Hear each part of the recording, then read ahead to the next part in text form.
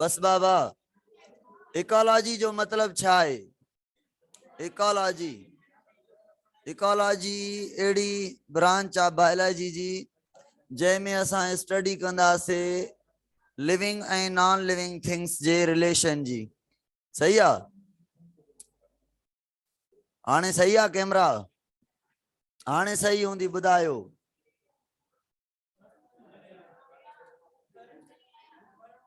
अब इको लफ्ज वरतो वियो आहे ओइकोस मां, ग्रीक लैंग्वेज जे लफ्ज ओइकोस मां, जंहिंजी माना आहे होम या लिविंग प्लेस। होम या लिविंग प्लेस। हाणे ॿुधायो लिविंग प्लेस के असां बायोलॉजी में छा चवंदा आहियूं? हेबिटाट। हेबिटाट माना रहण जी जगह। बाबा ॿुधो इकोलॉजी जी माना ॿुधो, मां छा चवां थो, इकोलॉजी एड़ी ब्रांच आ बायोलॉजी जी जैमें लिविंग जो लिविंग सां ऐं लिविंग जो नॉन लिविंग थिंग्स सां रिलेशन जी स्टडी कंदासीं।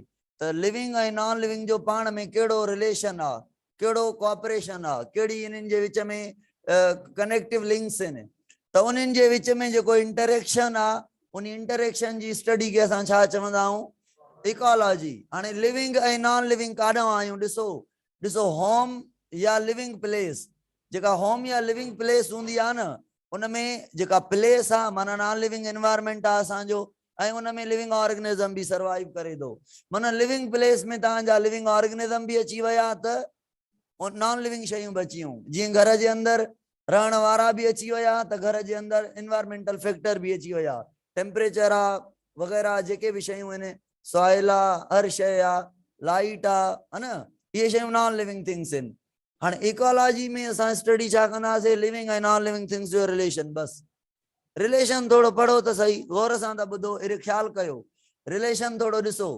लिविंग थिंग्स कहिड़ियूं आहिनि? लिविंग थिंग्स खे असां चवंदा आहियूं बायोटिक। छा चवंदा आहियूं? बायोटिक। ऐं नॉन लिविंग थिंग्स खे असां चवंदा आहियूं एबायोटिक। हाणे बायोटिक जेके शयूं आहिनि, मां अगरि चवां त बा प्रोड्यूसर, प्रोड्यूसर माना ऑटोट्राफ जेके भी आहिनि, साइनोबैक्टीरिया खां वठी प्लांट तक, है न।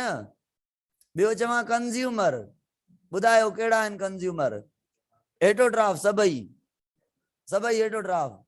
ऐं डीकम्पोज़र, जेके डीकम्पोजिशन करनि था, कुछ बैक्टीरिया आहिनि, फंजाई, सभई लिविंग आहिनि न। टे कैटेगरीज में लिविंग के डिवाइड कयो। इन्हनि खे पाण छा चयोसीं? कहिड़ा कंपोनेंट आहिनि? बायोटिक कंपोनेंट आहिनि इकोसिस्टम जा। अचो एबायोटिक शयूं कहिड़ियूं आहिनि? अब सॉइल थी वई, वाटर थी वियो, ठीक है, एयर थी वई, टेम्परेचर थी वियो, लाइट थी वई। हलो सर, हाँ, ये छा थी वयूं? एबायोटिक। हाणे बायोटिक ऐं एबायोटिक जो रिलेशन बस। अब गैसेस एयर जे अंदर अवेलेबल आहिनि, उनमें ऑक्सीजन भी आहे त कार्बन डाइऑक्साइड वॉट एवर सजूं गैसेस आहिनि, है न।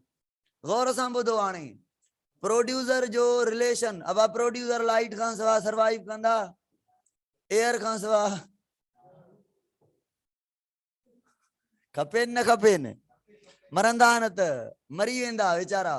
त ॾिसो एबायोटिक ते डिपेंड करनि था न बायोटिक। हलो हलो ॾिसो, हाणे लिविंग जो लिविंग सां भी रिलेशन आहे। प्रोड्यूसर खाधो तैयार कयो, प्रोड्यूसर खाधो कंहिंखे ॾींदो? कंज्यूमर न त मरी वञे। हेटोट्राफ काॾां खाइनि? कंज्यूमर मां चवां, जेके कंज्यूमर हूंदा हिकिड़ा हूंदा primary consumer, secondary consumer, tertiary consumer. Primary consumer कंहिंखे चवंदासीं? जेको डायरेक्ट प्लांट खे खाए, माना प्राइमरी कंज्यूमर असांजो थी वियो हर्बीवोर। वरी हर्बीवोर जो मिसाल ॿुधायो मांखे, कोई मिसाल ॿुधायो हर्बीवोर गाह खाईंदड़ जो? हा, गोट आ, शीप आ, इंसेक्ट आहिनि। हलो इंसेक्ट मां लिखियो, ठीक है, मां इंसेक्ट लिखियो। अब हर्बीवोर आ न, इंसेक्ट गाह खाईंदो आ न, बूटा खाईंदो आ। हाँ हाँ, सपोज कयो हे मां इंसेक्ट केड़ो लिखियो आ? बूटन के खाइण वारो, ग्रास होपर लिखियो मां। हलो गुड आ, ग्रास होपर लिखजी वियो, ठीक आ। या मां लिखियो आ रेबिट, रेबिट भी गाह खाईंदो आ न। ये छा थी विया? हर्बीवोर, माना प्राइमरी कंज्यूमर। चाय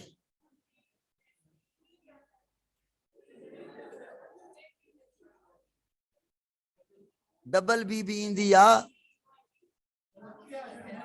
ओके ओके हाँ सिंधी में ख़बर अथव रेबिट के छा चइबो आहे? चा अलाए मां चयो वरी मां बि टोकां कयांव त सिंधी नथी अचे वरी ॿिए दफ़े वारो ईंदो। ॿुधायो मूंखे चैलेंज जी सिंधी ॿुधायो त पोइ पढ़ूं था। हा ॿुधायो। हा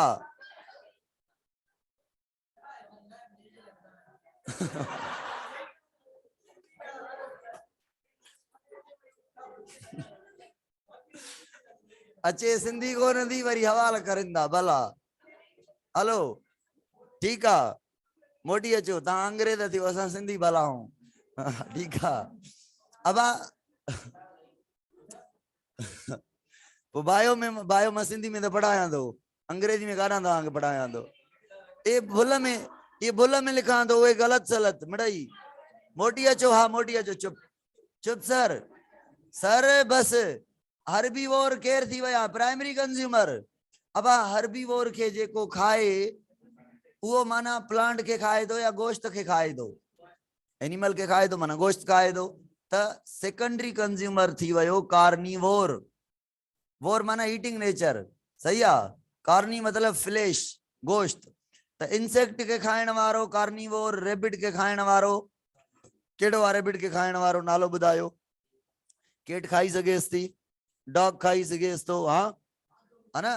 अब इंसेक्ट के माइस खाई सके दो ना इंसेक्ट के तो इंसेक्ट माइस छा थियो प्राइमरी कंज्यूमर के खादाई त सेकेंडरी रेबिट के डॉग खाई सके तो केट खाई सके थी लाइन भी खाई सकेस तो पर लाइन के हेरे अगना रखूं था टर्शरी कंज्यूमर में रखूं था मर्जी दस जंहिंखे खाए।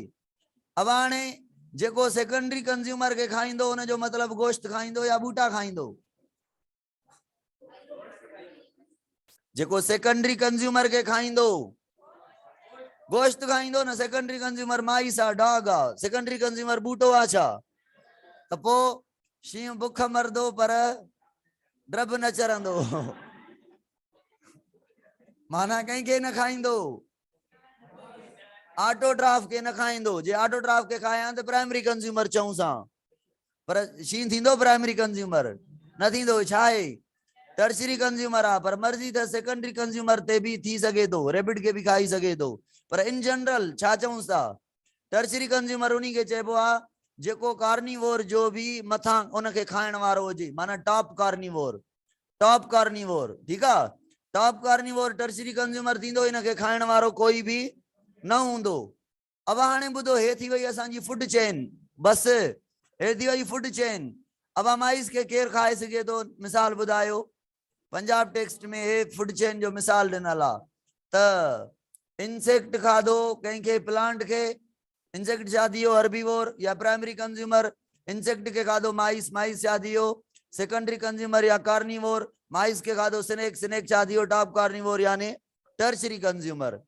ठीक है न त इहा हिकड़ी फूड जी चेन आ। फूड चेन जो मकसद छा आहे समझो था फूड चेन मतलब सीरीज हुजे ऑर्गेनिज्म जी जेका हिक ॿिए ते डिपेंड करे for the purpose of food तो उन चेन ऑफ ऑर्गेनिज्म के असां चवंदासीं फूड चेन। अब स्नेक इन ते डिपेंडेंट आ माइस इन ते डिपेंडेंट आ इंसेक्ट इन ते डिपेंडेंट आ त सीरीज ऑफ ऑर्गेनिज्म आ हिक ॿिए ते डिपेंडेंट आहिनि। हिकिड़ो जे माहौल हुजे छोकिरी मेरे ॾिसो हे माहौल हुजे हिन में ग्रास बीठा हुजनि खोड़ सारा ग्रास प्लांट बीठा आहिनि इन्हनि में इंसेक्ट भी आहिनि गौर सां ॿुधो इंसेक्ट भी आहिनि इंसेक्ट छा आहे प्राइमरी कंज्यूमर रेबिट भी आहे ठीक आहे उन खां बाद ॿियो गोट भी आहे शीप भी आहे ये सॼा छा थी विया प्राइमरी कंज्यूमर हर्बीवोर। हाणे जेके कार्निवोर आहिनि उन में लायन आ ठीक आहे डॉग आ उन खां बाद केट आ उन खां बाद माइस आ। हाणे हिते फूड चेन हिकु हलंदी ईअं थींदो छा लायन चवंदो त बस मूंखे शीप खाइणी आहे ॿी का शइ न खाइणी चवंदो जेको बि हुजे गोश्त वारो हुजे मां खाईंदुमि ते फूड चेन घणियूं हलदियूं, खोड़ सारियूं फूड चेन हलदियूं। ॾिसो मिसाल जी ॻाल्हि आहे, रेबिट खाधो गाह खे, त रेबिट खे केट भी खाई सके थी, त रेबिट खे डॉग भी खाई सके थो, त रेबिट खे लॉयन भी खाई सके थो। त घणियूं फूड चेन शुरू थियूं रेबिट मां, 1 2 3। शॉर्ट फूड चेन ऐं लॉन्ग फूड चेन में फर्क छा आहे? शॉर्ट फूड चेन ऐं लॉन्ग फूड चेन ॿुधायो।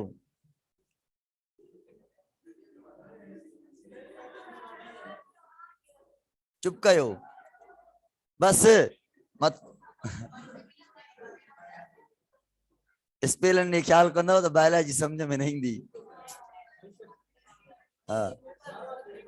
सर कैमरा सेट आ, जेका शे तांगे बोर्ड ते ज़ाहिर थे थी न, ब्लर त ना है ना, हाने ब्लर ना है, तो बस बाकी जेका शे ढकियल आ उहा मां पाण साइड करे लिखी छड़ी आ।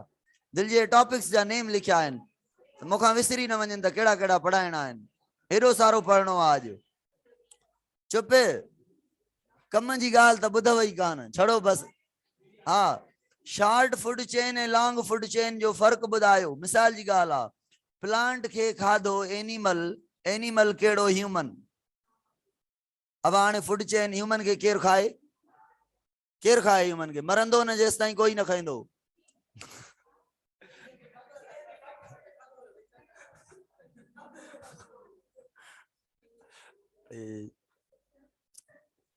ए फूड चेन शॉर्ट थी वई न।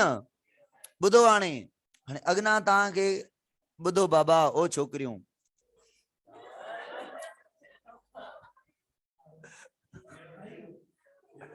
विड़ो न विड़ो न विड़ो न, मुंहिंजी ॻाल्हि ॿुधो हाणे थोड़ो। अचो छोकरियूं मार ॾींदोमांव सच में, अॼु अॼु मार खाईंदियूं। हाँ, संडे ते त मार मिलदी आ, घर वारा संडे ते कोन कुटींदा अथव, खबर आ मांखे। प्लांट के खाधो रेबिट, रेबिट के खाधो केट, केट के खाधो लॉयन। फूड चेन वडी थी वई न।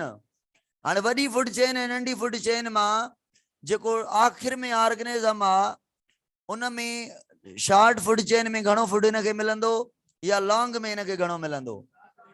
शॉर्ट में। ॾिसो तव्हां चवंदव न प्लांट फोटोसाइंथिसिस कई 100% फूड तैयार कयईं, उन मां फूड जॾहिं ॿुधो प्लांट खे कोई एनिमल खाईंदो आहे न, 90% जेको फूड हूंदो आहे, उनजी एनर्जी हूंदी आहे, उहा ज़ाया थींदी आहे, हिनखे वञी 10% बचंदी आहे। ऐं ही हिनखे खाईंदो त हिन 10 मां 9 यानी वरी 90%, 9 मतलब 90% हैज़ गॉन 1 यानी 10 10 10 ईअं थींदो वेंदो। 9th में पढ़ी आया हो, है ना, याद थव। अचो हाणे हलो, ये फूड चेन एडी कोने डिटेल में, मां ईअं थोड़ो हली वयुमि छाजे करे हे कॉन्सेप्ट क्लियर करण जे लाइ, है ना। अचो हाणे हाणे मोटी अचो, हाणे मोटी अचूं था काथे? ओ हिते इकोलॉजी भी पढ़ी आसे, हे फूड चेन भी पढ़ी आसे, ठीक आहे। हाँ, कंपोनेंट ऑफ इकोसिस्टम जा नाला लिखिया आहिनि छड़ा, केड़ा? हिकड़ा बायोटिक ऐं ॿिया एबायोटिक। मां तव्हांखे ॿुधाईंदो हलंदुमि, वरी इन कंपोनेंट ते अचां थो। अचो हाणे गौर सां ॿुधो, ओ इन फूड वेब खे, फूड वेब छा आहे? जॾहिं खोड़ सारियूं फूड चेन हिक ई जगह ते हलन न, त सभिनी फूड चेन के मिलाए करे फूड वेब, वेब माना नेटवर्क, नेटवर्क यार। जीअं इंसेक्ट के इंसेक्ट खाधो कंहिंखे,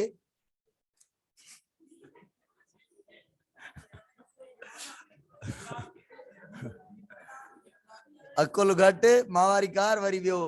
हाँ, अब इंसेक्ट के खाधो कहीं, अब कोई भी कार्निवोर खाई सके थो न इंसेक्ट के, कहीं भी कार्निवोर, कार्निवोर 1, कार्निवोर 2, कार्निवोर 3, घणियूं फूड चेन हली पयूं, खोड़ सारियूं। त सभई जॾहिं फूड चेन खोड़ सारियूं 10 12 20 30 हलन, सभिनी खे मिलाए करे फूड वेब चवंदासीं।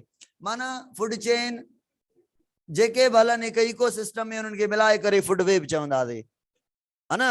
उन्हनि मां हिक जी ॻाल्हि कयूं, प्लांट के खाधो रेबिट, रेबिट के खाधो केट, केट के खाधो लॉयन, त इहा हिकिड़ी फूड चेन थी वई।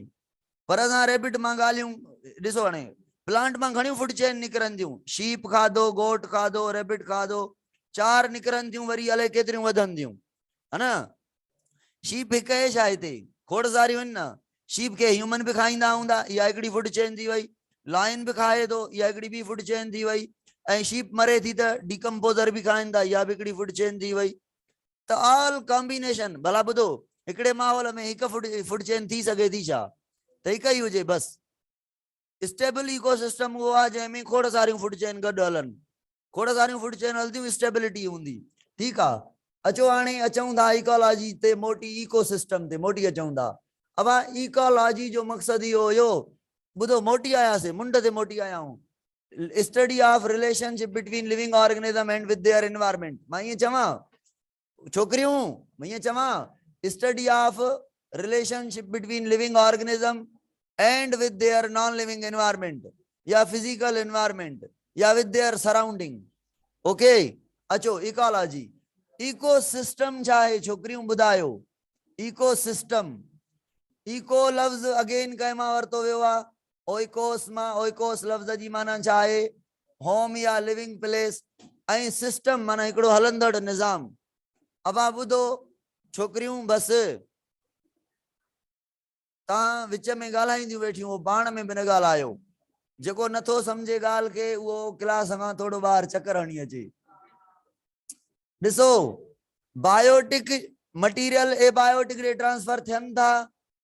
अब एयर वञे थी, लाइट यूज़ थिए थी, टेम्परेचर इन्फ्लुएंस करे थो, सॉइल मां मिनरल अचनि था, माना मटीरियल ट्रांसफर थिए थो एबायोटिक मां बायोटिक ॾे, ऐं बायोटिक मां एबायोटिक ॾे बि थिए थो।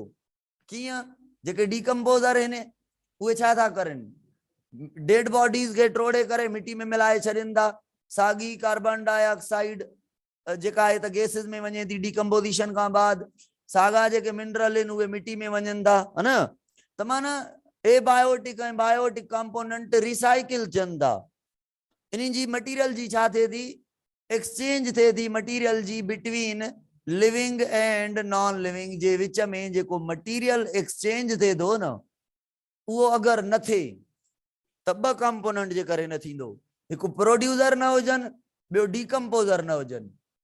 छो करे माहौल खां हर शइ वठण वारा प्रोड्यूसर ऐं तक़रीबन शयूं ॾियण वारा। अब धरती में मिनरल मोटाए केरु थो ॾे? साल्ट मोटाए केरु थो ॾे? डिकम्पोज़र न। त इहे इन्हनि खे मां चवां ही रिसाइकलर आहिनि। डिकम्पोज़र खे स्केवेंजर चवंदा आहियूं, डिकम्पोज़र चवंदा आहियूं, रिसाइकलर चवंदा आहियूं। ही सॉइल जी फर्टिलिटी खे घटाइनि था, ही सॉइल जी फर्टिलिटी खे वधाइनि था। ही नॉन लिविंग एनवायरनमेंट खां शयूं वठनि था, ही नॉन लिविंग एनवायरनमेंट खे मोटाए ॾियनि था। अगरि इहा एक्सचेंज न थिए न, दुनिया जो सिस्टम, दुनिया जो निज़ाम, food chain, food web, life न रहंदी। दुनिया ते कोई बि ऑर्गेनिज्म सर्वाइव न कंदो। छो जे करे अगरि हे रिसाइकलिंग, गौर सां ॿुधो, रिसाइकलिंग न कंदा त प्रोड्यूसर खे मिनरल मिलंदा, शयूं सही मिलंदियूं, न मिलंदियूं त पोइ काॾों सर्वाइव कंदा सर। अब इहो जेको सिस्टम हले थो, कंहिंजे करे हले थो? मटीरियल जी एक्सचेंज जे करे। इकोलॉजी जो, लिविंग ऑर्गेनिज्म जो सिस्टम हले थो, इन सिस्टम खे चऊं था इकोसिस्टम। हाणे इकोसिस्टम छा थी वियो? इकोसिस्टम लिविंग ऐं नॉन लिविंग ऑर्गेनिज्म जे विच में जेको मटीरियल एक्सचेंज थी करे उन जी लाइफ जेका हले थी, उन हलंदड़ लाइफ खे असां चऊं था इकोसिस्टम। जेका लाइफ जी कंटिन्यूटी आहे। लाइफ काथे सर्वाइव करे थी? लाइफ काथे सर्वाइव करे थी? ॿ जॻहनि ते। हिकु त एक्वाटिक लाइफ आहे, ठीकु आहे, ऐं ॿियो टेरेस्ट्रियल लाइफ आहे। माना इकोसिस्टम घणनि क़िस्मनि जा आहिनि? ॿ क़िस्मनि जा आहिनि। हिकिड़ा एक्वाटिक इकोसिस्टम ऐं एक्वाटिक इकोसिस्टम, ऐं ॿिया टेरेस्ट्रियल इकोसिस्टम। एक्वाटिक इकोसिस्टम ॿ क़िस्म जा। हिकिड़ो एक्वाटिक इकोसिस्टम यानी फ्रेश वाटर में लाइफ रहे थी, ॿियो मैरीन वाटर में रहे थी। ऐं टेरेस्ट्रियल इकोसिस्टम घणनि क़िस्मनि जा आहिनि। कोई डिज़र्ट आहे, कोई जेको आहे त कोनीफिरस फॉरेस्ट आहे, कोई कहिड़ो कोई अफ्रीका जो सहारा डिज़र्ट आहे, कोई चाइना जो गोबी डिज़र्ट आहे। ॿुधा अथव? हा, सहारा डिज़र्ट दुनिया जो हॉटेस्ट डिज़र्ट आहे, ऐं गोबी डिज़र्ट दुनिया जो कोल्डेस्ट डिज़र्ट आहे, चाइना में प्रेजेंट आहे। हा असां वारी गोबी न आहे। बस घणो नथा ॻाल्हायो। बस अब बस बस चुप कयो। त टेरेस्ट्रियल इकोसिस्टम जा बि खोड़ टाइप आहिनि, ठीकु आहे। जीअं सिंध में असां थर जी ॻाल्हि कयूं था, इहो डिज़र्ट इकोसिस्टम आहे। पंजाब में कहिड़ो आहे? थल आहे। ऐं बलोचिस्तान में कहिड़ो आहे? चोलिस्तान सजो बलोचिस्तान डिजर्ट लगो पयो आ। ठीक है, अबियो चा केपीके में कोई भी डिजर्ट कोन दव। हाँ आबादी आहे पर तकरीबन बलोचिस्तान वेचारो बयाबान बरपटा ता घुमो न तकरीबन बलोचिस्तान। हाँ अचो मोटी अचो। हाणे इकोसिस्टम छा है? इकोसिस्टम माना लाइफ जेका रहे थी सस्टेन करे थी कंटिन्यूटी करे थी उन कंटिन्यूअस लाइफ के असां चवंदा इहो लाइफ जो सिस्टम आहे जंहिंखे इकोसिस्टम चवंदा। इहो मटीरियल जी एक्सचेंज जे करे हले थो। हाणे इकोलॉजी छा हुई? रिलेशनशिप। ऐं उहो जेको रिलेशन हले थो उन हलंदड़ रिलेशन खे इकोसिस्टम चवंदा। माना जेको यूनिट आहे इकोलॉजी जो उहो इकोसिस्टम आहे। अगर हे डिस्कनेक्ट थी वञे मटीरियल एक्सचेंज त लाइफ न रहंदी कोई भी इकोसिस्टम। इकोसिस्टम छा आहे? हिकिड़ो पर्टिकुलर एरिया आहे जिते लाइफ कंटिन्यू रहे थी उन पर्टिकुलर रीजन में रहंदड़ लाइफ जे हलंदड़ सिस्टम खे असां इकोसिस्टम चवंदा। अब आप ॿुधो इकोसिस्टम जा कंपोनेंट कहिड़ा आहिनि? इकोसिस्टम जा कंपोनेंट कहिड़ा आहिनि? भले टेरेस्ट्रियल इकोसिस्टम खणो भले एक्वाटिक खणो ऐं हिननि जा वरी टाइप हूंदा अथव फ्रेश ऐं मेरीन जा। सही आहे। फ्रेश जा टाइप हूंदा आहिनि हिकिड़ो लैंटिक ॿियो लोटिक। छा हिकिड़े खे चवंदासीं लोटिक इकोसिस्टम ॿिए खे चवंदासीं लैंटिक। ॿुधो हेठि घणो कुझु लिखणो आहे। वहंदड़ पाणी हूंदो आहे हिकिड़ो मूविंग वाटर उनखे चवंदा आहियूं लोटिक। मूविंग वाटर यानी जेके रिवर्स थियूं केनाल्स थियूं ये जेके चश्मा थी विया इहे कहिड़ा इकोसिस्टम आहिनि? लोटिक। जीअं पॉन्ड आहे डचेस आहिनि खॾा आहिनि पाणी बीठल आहे उहे लैंटिक थी विया। त फ्रेश वाटर भी कहिड़ो आहे? मूविंग आहे त लोटिक चवंदासीं। ऐं जेका लाइफ मूविंग वाटर में रहे थी उहा कहिड़े इकोसिस्टम में आहे माना? ऐं जेका स्टगनेंट में आहे उहा लैंटिक। स्टगनेंट जा मिसाल ॿुधायो स्टगनेंट वाटर जा लैंटिक इकोसिस्टम जा। हाँ ओके आहे ओके आहे। एक्वेरियम आर्टिफिशियल लैंटिक आहे। हाँ इकोसिस्टम हे त सॼा थी विया नेचुरल। आर्टिफिशियल इकोसिस्टम भी हूंदा न। गार्डन छा आहे? गार्डन जेको असां ठाहियो आहे अतरादू पर्टिकुलर प्लांट रखिया आहिनि। एक्वेरियम छा आहे? एक्वेरियम जेको नंढड़ो तलाउ ठाहींदा आहियूं जंहिंमें मखसूस फिशिस रखंदा आहियूं। सही आहे। एक्वेरियम जेको आर्टिफिशियल पॉन्ड आहे इहो बि आर्टिफिशियल जेको आहे त इकोसिस्टम आहे। माना मेन मेड इकोसिस्टम खे असां चऊं था आर्टिफिशियल ऐं जेके कुदरती इन्हनि खे नेचुरल इकोसिस्टम। हलो अचो हाणे कमनि जी ॻाल्हि। इकोसिस्टम जा कंपोनेंट कहिड़ा हुया? कंपोनेंट बाबा मूंखे रिपीट कराए ॿुधायो। हिकिड़ा बायोटिक ऐं ॿिया ए बायोटिक कंपोनेंट। हलो बायोटिक कंपोनेंट ऐं ए बायोटिक कंपोनेंट मां तव्हांखे सॉइल जी ख़बर आहे? सॉइल छा आहे? वाटर छा आहे? इन्हनि ते डिस्कस कयूं था। फिलहाल कम जूं ॻाल्हियूं पढ़ी अचूं। हाणे मुंड ते हली वियासीं। इकोलॉजी इकोसिस्टम जेको चैप्टर आहे न उनजे पहिरें पेज ते मोटी हलूं था। पोइ इन लेवल्स खे पढ़ूं था। ॿुधो हाणे जेका शइ मां पढ़ाईंदो वञा थो उहा पढ़ंदा वञो उन खां बाद बुक तां ॾिसजो तव्हांजो का शइ न रहंदी इंशाअल्लाह इन चैप्टर मां। बिलीव मी शॉर्टकट आहे न। हाणे छा कयूं? मां कोशिश कयां थो त अहिड़ो पढ़ायां जी शयूं शॉर्ट न थियनि। कोशिश कयां थो सॼनि खे ईअं कवर कयूं ऐं तकड़ न कयूं। हवाल प्रोग्राम आहिनि। छा पढ़ायां पियो? लेवल्स। अब इकोलॉजी जूं लेवल्स ॿुधो। अब हिकिड़ी आहे इंडिविजुअल लेवल। इंडिविजुअल लेवल माना हाँ स्पेलिंग वही गलत है वरी छोकरियूं तव्हां चवंदियूं। इंडिविजुअल लेवल कंहिंखे चवंदासीं? कंहिं हिकिड़े ऑर्गेनिज्म जी स्टडी कयो इंडिविजुअल लेवल। अच्छा इंडिविजुअल हिक ई जहिड़ा मिलन त पोइ छा ठहंदो? हेरे ॾिसो हिकिड़ो तलाउ आहे पॉन्ड आहे इकोसिस्टम आहे। इन में मां ॻाल्हि कयमि हिकिड़ो ट्री आहे उन ट्री जो नालो छा रखूं ॿुधायो? हलो सर मैंगो थी वियो। अब याद त करे सघूं था न अंब खे। अलाह कंदो उन्हारे में नसीब थींदा। मोटी अचो हिकिड़े इंडिविजुअल जी ॻाल्हि कयूं त इहो इंडिविजुअल आहे। ॿुधो अगरि 10 मैंगो हुजनि 10 मैंगो हुजनि या 100 मैंगो जा ट्री हुजनि त उन्हनि खे तव्हां हिकु इंडिविजुअल चवंदव या पॉपुलेशन चवंदव? पॉपुलेशन जो मतिलब छा थियो? हिक ई स्पेशीज जा मेंबर हिक ही जहिड़ा हिक ही जगह ते रहनि सेम एनवायरमेंट में। मां रिपीट कयां थो, अबा केरा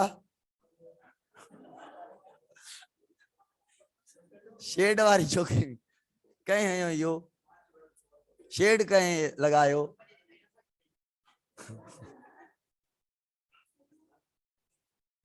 मां तहां खां पुछो रे मलंगाओ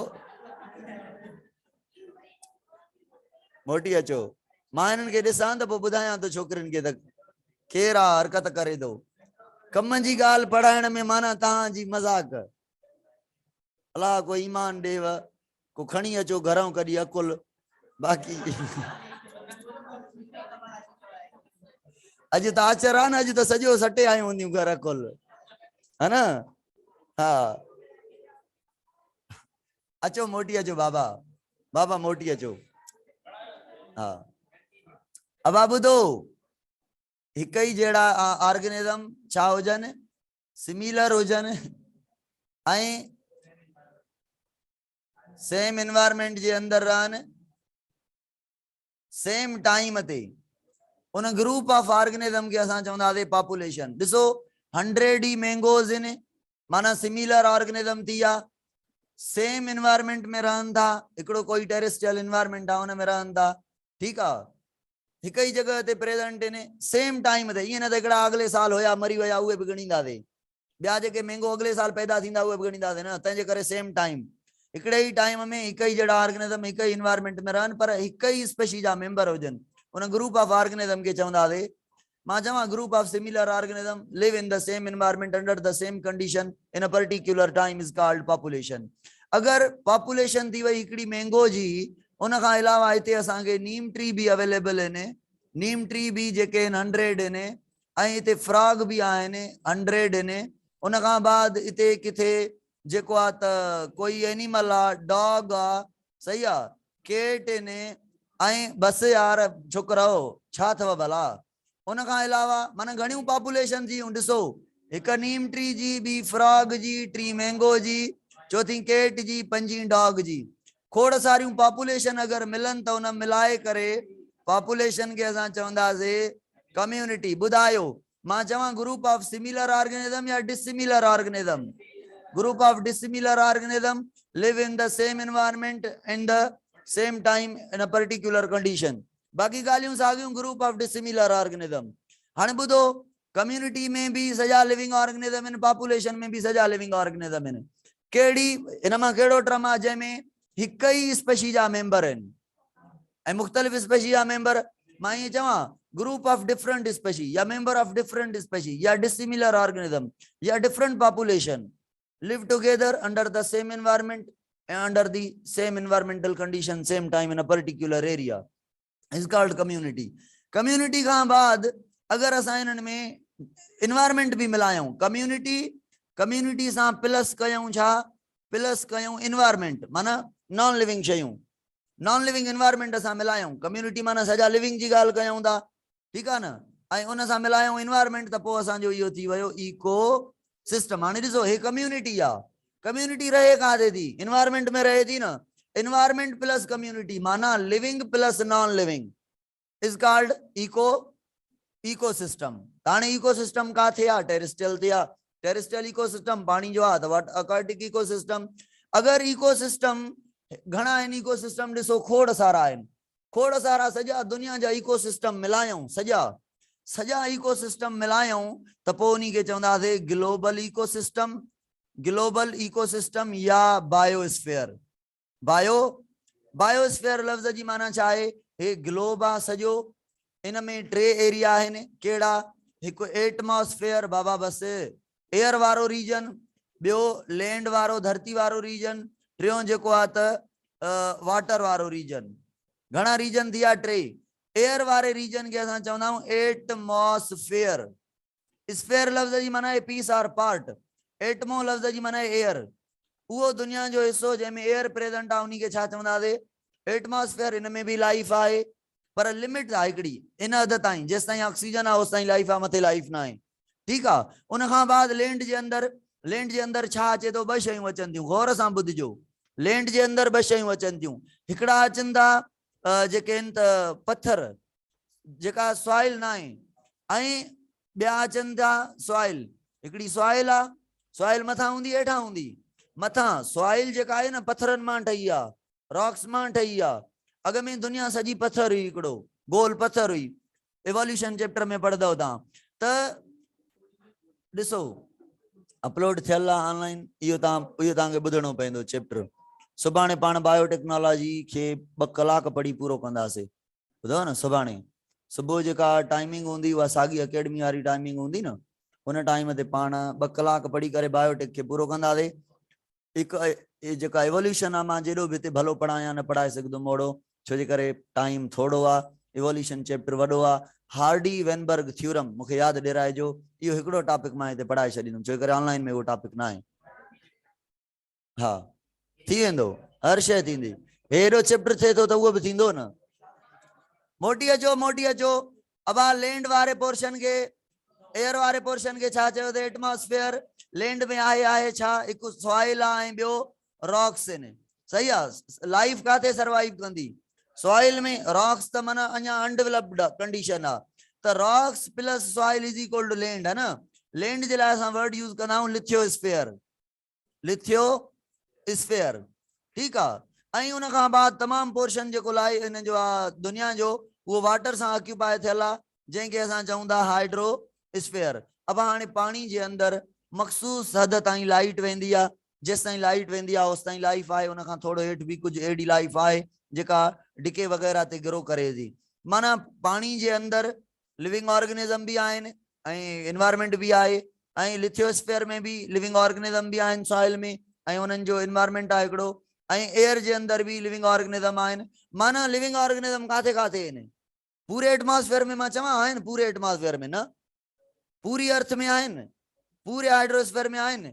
कुझु पार्ट एटमॉस्फेयर जे कुझु पार्ट में लाइफ प्रेजेंट आहे, लिथियोस्फीयर जे कुझु पार्ट में लाइफ प्रेजेंट आहे, हाइड्रोस्फीयर जे कुझु पार्ट में लाइफ प्रेजेंट आहे। जिते जिते लाइफ प्रेजेंट आहे सभिनी खे मिलाए करे चऊं था बायोस्फीयर। जाते जाते लाइफ प्रेजेंट आहे माना उते उते इकोसिस्टम्स आहिनि। सही आहे न। त बायोस्फीयर असांजो थी वियो ग्लोबल इकोसिस्टम। बायोस्फीयर पूरी दुनिया जा उहे हिस्सा जाते जाते लाइफ प्रेजेंट आहे, उन्हनि खे मिलाए करे उहे हिस्सा काॾों खणूं था, एयर मां, लैंड मां, वाटर मां। ठीकु आहे। मोस्ट ऑफ द लाइफ जेका आहे वाटर जे अंदरि प्रेजेंट आहे, लैंड में घणी आहे, एयर में लाइफ घटि आहे। ठीकु आहे। अचो हाणे एसि ताईं ॻाल्हियूं थी वियूं, लेवल्स ऑफ ऑर्गेनाइजेशन थी वियूं। हिकिड़ो टर्म आहे इकोलॉजिकल निच, या निके पढ़बो आहे या निच पढ़बो आहे। निच लफ़्ज़ जी माना छा आहे? इकोलॉजिकल निके भी पढ़बो आहे ऐं असांजे सिंध में तक़रीबन निच पढ़ंदा आहिनि, तक़रीबन। हा लफ़्ज़ मुंहिंजे ख्याल में त निके आहे, इकोलॉजिकल निके आहे। पर ठीकु आहे, ॿुधो बस। निच जो मतलब आहे role of organism, role of organism in a particular environment. Organism जेको जिते रहे थो न, उन ऑर्गेनिज्म जो उते रोल छा आहे, उन जो जेको रोल आहे प्लस में। ॿुधो हिकिड़ो उन जो रोल, ठीकु आहे, या ईअं चऊं उन जो बिहेवियर उते छा आहे, बिहेवियर छा आहे, ऐं प्लस में उन जो इन्फ्लुएंस छा आहे, उते असर छा आहे उन माहौल में। इनखे असां इकोलॉजिकल निच चऊं था, रोल ऑफ ऑर्गेनिज्म। मिसाल जी ॻाल्हि आहे, हिकिड़ो ट्री जे बीठो आहे, हिकिड़ो ट्री बीठो आहे, उन ट्री जो रोल छा आहे? तव्हां चवंदव सर ट्री जो रोल आहे माहौल खे ऑक्सीजन ॾींदो, माना सभिनी ऑर्गेनिज्म खे ऑक्सीजन ॾींदो, कार्बन डाइऑक्साइड एब्जॉर्ब कंदो, माना टेम्परेचर मेंटेन कंदो। सही आहे। उन खां बाद मिनरल फूड ॾींदो, फूड ॾींदो ग्रासेस जे फॉर्म में, फ्रूट जे फॉर्म में, सीड जे फॉर्म में। सही आहे। म्यूचुअलिस्टिक एसोसिएशन ॾेई सघे थो। माना हिकिड़े कंहिं ऑर्गेनिज्म जो प्लांट हुजे या एनिमल हुजे, उन जो ॿियनि स्पीशीज़ सां फूड चेन में कहिड़ो रोल आहे, फूड चेन में इहो ऑर्गेनिज्म काथे आहे, कंहिंखे फूड ॾिए थो, काथे काथे फूड चेन। मिसाल जी ॻाल्हि आहे, प्लांट जी ॻाल्हि कईसीं, अब फर्स्ट लेवल ते आहे फूड चेन में। फर्स्ट केरु हूंदो? हमेशह ऑटोट्रॉफ हूंदो। अगरि मां चवां माइस जो रोल छा आहे, निच छा आहे, इकोलॉजिकल निच, तव्हां चवंदो सर इहो फूड यूज़ थिए थो स्नेक जे लाइ, यानी कार्निवोर जे लाइ स्नेक फूड तौरु यूज़ थिए थो, उन खां बाद इंसेक्ट खे खाए थो, फलां फलां फलां स्पीशी खे खाईंदो आहे। इन्हनि खे खाइण बि हिकिड़ो भलाई आहे, हे फूड तौरु इस्तेमालु थिए थो, इहा बि भलाई आहे, हे फूड खाए थो, इन्हनि खे बि भलाई आहे।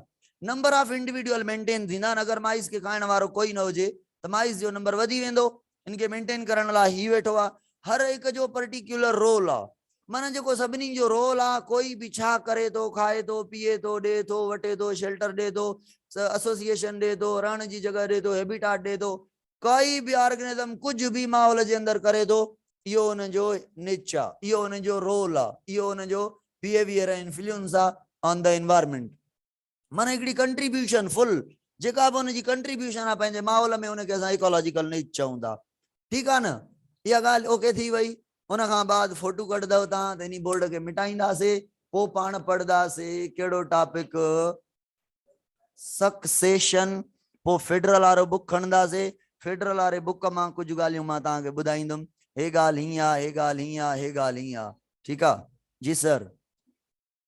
निच बाबा रोल आहे न जेको ऑर्गेनिज्म जो रोल, उन रोल खे असां चऊं था निच। हाणे रोल छा आहे मूंखे तव्हां ॿुधायो। ही अगरि प्लांट आहे, कहिड़ो प्लांट आहे, कोई न कोई प्लांट कयो, इन जो रोल छा आहे, माहौल में छा रोल आहे। अब ट्रांसपायरेशन करे कूलिंग इफेक्ट ॾिए थो, इहो हिन जो रोल आहे। ऑक्सीजन ॾेई ॿियनि खे ऑक्सीजन सप्लाई करे थो हेतिरी, इहो हिन जो रोल आहे। कार्बन डाइऑक्साइड खणी करे माहौल जो टेम्परेचर मेंटेन करे ॾिए थो, इहो हिन जो रोल आहे। छांव ॾिए थो एनिमल खे, पखियुनि खे नेस्ट ठाहिण जे लाइ जॻह ॾिए थो, हैबिटाट ॾिए थो। माना कोई भी कंट्रीब्यूशन माहौल में ॿिए कंहिं ऑर्गेनिज्म जी भलाई लाइ या नुक़सान लाइ जेको रोल प्ले करे थो, उन सॼे रोल खे चऊं था इकोलॉजिकल निच। मां शॉर्टकट में लिखियुमि रोल, या थोड़ो डिटेल में लिखियुमि बिहेवियर ऐं उनजो इन्फ्लुएंस, ऐं हिनखे बयानु कयुमि, हे कंदो, हे कंदो, हे कंदो, हे कंदो, हे ॾींदो, हे वठंदो, हे कंदो, हे फ़ाइदो, हे नुक़सान, फ़ाइदो नुक़सान, सॼा मिलाए सलाए इज इक्वल टू इकोलॉजिकल निच। ठीकु आहे। इहो प्लांट आहे छो, छो जो जवाब तव्हांजो इकोलॉजिकल निच आहे। अब हिन लाइ आहे, हिन लाइ आहे, हिन लाइ, हिनखे खाइण लाइ आहे, हिनखे फूड ॾियण लाइ आहे, हिनखे पालण जे लाइ, हिनखे हवा ॾियण लाइ, हिनखे ऑक्सीजन ॾियण लाइ, हिनखे टेम्परेचर मेंटेन करण लाइ, नेस्ट ठहिराइण लाइ, वग़ैरह वग़ैरह वग़ैरह वग़ैरह। प्लांट इंसेक्ट के पालिंदा। हाँ हाँ सर, फोटो कढी वठो। इकोलॉजी जेको चैप्टर आहे न, वो हवाल प्रोग्राम आहे। अच्छा, एक टाइप्स ऑफ इकोलॉजी कोन पढ़ायो न मां, टाइप्स ऑफ इकोलॉजी ना है पढ़ायो, यानी पढ़ाया तो पो हलदासीं सक्सेशन ते। ठीक है न, सक्सेशन बेहतरीन टॉपिक आ, मिटाया तो सर।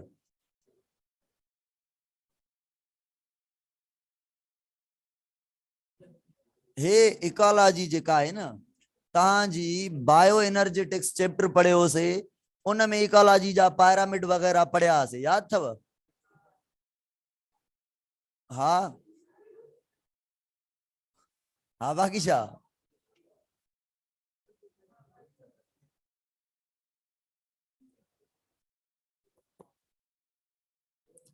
पढ़ाया थव, याद थव? हाँ छोकरियों अचो।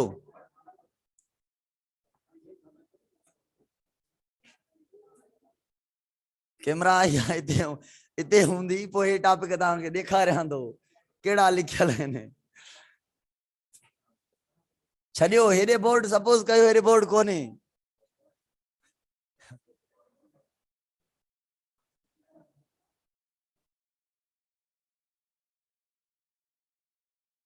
तव्हां ॿुधायो फिजिकल वारो हेॾे बोर्ड आहे?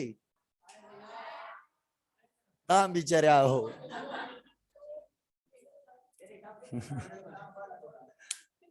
इन्हनि में बि हाल कोन्हे, हे बि चवनि था हेॾे बोर्ड आहे। हलो, टाइप्स ऑफ इकोलॉजी। इकोलॉजी जा ॿ टाइप आहिनि बाबा। हिक खे चवंदा आहियूं आर्ट इकोलॉजी, ॿी खे चवंदा आहियूं सिन इकोलॉजी। सिंध न फ़कीर, हाँ हाँ फ़कीर चवां थो, फ़कीर। आर्ट इकोलॉजी, सिन इकोलॉजी, SYN। सिन लफ्ज जी माना छा हूंदी आहे? फ्यूज। आर्ट, आर्ट मतलब ऑटोमेटिक माना अकेलो, इंडिपेंडेंट, है ना। हलो ॾिसो, कमनि जी ॻाल्हि मोटी अचो, मज़ाक खे छॾियो, मोटी अचो। अब आर्ट इकोलॉजी जी माना है, इकोलॉजी जो मतलब छा पढ़ियोसीं, छा जी स्टडी करण? Relationship between living and non living. अगर ऑट जी मतलब आ सिंगल इंडिपेंडेंट कहीं हिकड़े ऑर्गेनिज्म के खणी करे हिकड़े ऑर्गेनिज्म जो रिलेशन पढ़ो कहीं सा उन जे एनवायरमेंट सा हिकड़े ऑर्गेनिज्म जो रिलेशन उन जे एनवायरमेंट सा या चवा हिकड़ी पॉपुलेशन भी तो कई किस्म जा ऑर्गेनिज्म है ना एक पॉपुलेशन जो या एक स्पेशी जो रिलेशन खणो उन जे एनवायरमेंट सा त इनके चवंदा आर्ट इकोलॉजी। पर मां चवा कम्युनिटी जो मकसद बुधायो कम्युनिटी में एक ही किस्म जा ऑर्गेनिज्म होया केड़ा केड़ा होया जेके भी माहौल में लिविंग ऑर्गेनिज्म रहंदा उन सभी के मिलाए करे कम्युनिटी चवंदा लिविंग के मिलाए त लिविंग सजा आई उन जो एनवायरमेंट आई उन जो नॉन लिविंग एनवायरमेंट हाँ environment non living plus community community माना ऑल लिविंग ऑर्गेनिज्म जेके उते सर्वाइव करिंदा या मां चवा डिफरेंट पॉपुलेशन या मां चवा डिफरेंट ऑर्गेनिज्म या different species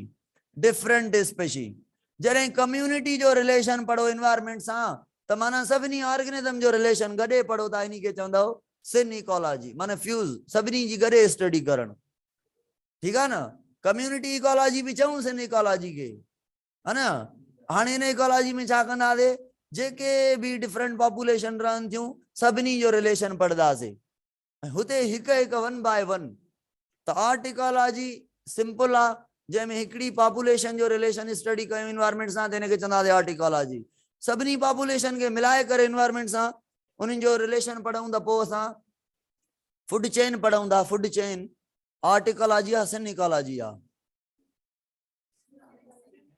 food chain plant बचिया अले केड़ा केड़ा फूड वेब सिन इकोलॉजी आ पॉपुलेशन इकोलॉजी एकड़ो इंडिविजुअल खणो एकड़ो टाइप ऑफ ऑर्गेनिज्म खणो उनिन जा जस्ट अब निच चाहे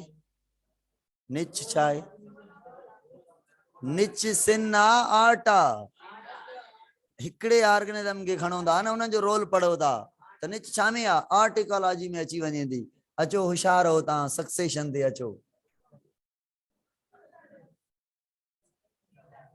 पढ़ो सर autecology and synecology के पढ़ो हवाले लिखा था हाँ अचो सक्सेशन ते सक्सेशन जी माना छा छोकरा मोटी अचो छोकरियों ता चुप कयो सक्सेशन जी माना छा बुधायो माना हाँ माना खिलना बाकी हाँ बिस्मिल्लाह कयूं ता अचो सक्सेशन जी माना है एकड़ो एड़ो एरिया है जिते लाइफ ना है जाते लाइफ ना होजे उन एरिया के चवंदा से बेयर एरिया केड़ो एरिया जाते देयर इज नो लाइफ हाने हाँ ब रीजन थी सकन था लाइफ जे न हुजण जा छोकरियों बुधो लाइफ जे न हुजण जा घणा रीजन थी सकन था ब हिकु त शुरुआत खां स्टार्टिंग खां उते लाइफ ना है माना उहा धरती वो एनवायरमेंट इवॉल्व ही ना है अब दुनिया में लाइफ पहला थोड़ी जगह ते हुई ना हाँ लाइफ फैलजी वही आ न तो कुछ एड़ा एरिया हुंदा हाँ जिते लाइफ पहला शुरुआत खां तो वो एरिया शुरुआत खां वठी छा है बेयर एरिया कुछ एड़ा एरिया आहिनि जाते फ्लड थी आ बोर्ड आई आ फायर बाहि लगी वही आ कोई जलजलो आयो आ सही आ स्ट्रॉम्स थिया आहिनि झटका आया आहिनि जलजला आया आहिनि फ्लड थी आ बाहि लगी आ उन्हनि जे करे लाइफ खत्म थी वही आ त माना हिते पहिरियां लाइफ हुई हाणे ना आहे त सक्सेशन जो मतलब आ बेयर एरिया में लाइफ जो अचण लाइफ जो अपीयर थियण ऐं प्लस में लाइफ जो इवॉल्व थियण केड़े एरिया में जाते लाइफ ना है उते लाइफ जे अचण के असां छा चऊं था appearance of living organism in a bare area is called succession हाणे सक्सेशन जा ब किस्म आहिनि हिकड़ी के चवंदा से प्राइमरी सक्सेशन